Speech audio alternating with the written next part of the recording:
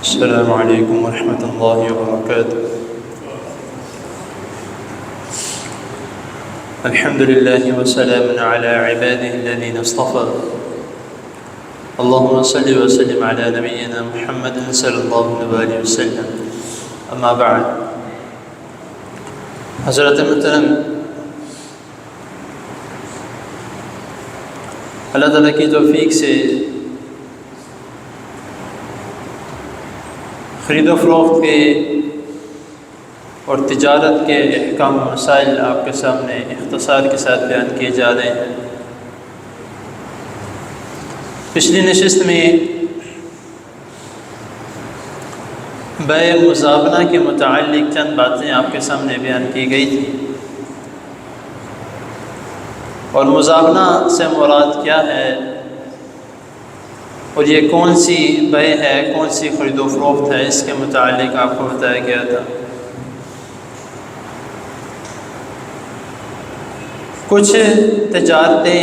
اور کچھ خرید و فروخت ایسی ہیں جن کو رسول اللہ صلی اللہ علیہ وسلم نے کچھ موقع پر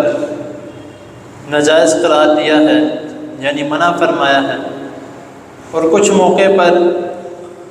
نبی کریم صلی اللہ علیہ وسلم نے اسی کو کرنے کا حکم دیا ہے یا اس کے لیے رخصت دی ہے۔ پہلے بھی اور آج بھی عرب ممالک میں یہ رواج ہے، یا یہ سمجھ لیں کہ ان کو وراثتاً ایک یہ خوبی ملی ہے کہ وہ صدقہ خیرات بہت زیادہ کرتے ہیں۔ عرب ممالک میں صدقہ خیرات بہت کرتے ہیں، اور وہ اس بات کا خیال رکھتے ہیں کہ جو یتیم ہے، مساکین ہے، جو غرباء ہیں، ان کا خاص طور پر تب زیادہ خیال رکھا جائے جب کوئی قحط سالی کا معاملہ آ جائے، یا مارکیٹ میں کچھ چیزیں شارٹ ہو جائے، یا کوئی اس طرح کا کوئی مسئلہ مسائل بن جائے، تو اس طرح کے معاملے میں غرباء کا، مساکین کا، یتیموں کا خاص خیال رکھتے ہیں۔ اسی طرح جو سبق ہمارا آج کا ہے، اس میں جو عرب ممالک کے جو لوگ ہیں ان کے متعلق ذکر کیا گیا ہے کہ کچھ صحابہ اکرام رضی اللہ تعالیٰ عنہ نبی کریم صلی اللہ علیہ وسلم کے پاس آئے، انہوں نے آ کر اس چیز کی رخصت مانگی کہ اکثر غرباء جو ہیں وہ ہمارے پاس آتے ہیں، جو کہ ہم نے اپنے باغات میں ان کے لیے ایک حصہ مقرر کیا ہوا ہے کہ یہ اتنا حصے کی کھجوریں یا اتنے حصے کا جو فصل ہے وہ تم لے جایا کرو۔ تو وہ ہمارے پاس پہلے آ جاتے ہیں کہ جب ابھی فصل تیار نہیں ہوئی ہوتی، یا ان کی فصل ابھی تیار نہیں ہوئی ہوتی، تو وہ ہمارے پاس آتے ہیں خشک کھجوریں لے کر کہ ہمیں اس کے بدلے میں جو ہے وہ تازہ کھجوریں دے دی جائیں۔ تو نبی کریم صلی اللہ علیہ وسلم نے اس کی اجازت فرما دی۔ یہ بات جو ہے وہ اس لیے میں کر رہا ہوں، اور جو میں نے شروع میں کہا کہ کچھ چیزیں یا کچھ خرید و فروخت یا کچھ تجارتیں اس طرح کی ہیں کہ جن کو کچھ جگہ پہ نبی کریم صلی اللہ علیہ وسلم نے کرنے سے منع فرمایا اور کسی جگہ پہ رخصت دی ہے۔ تو جو یہ چیز ہے جس کے متعلق میں نے بتایا کہ صحابہ کرام نے آ کے نبی کریم صلی اللہ علیہ وسلم کے اس کے متعلق سوال کیا،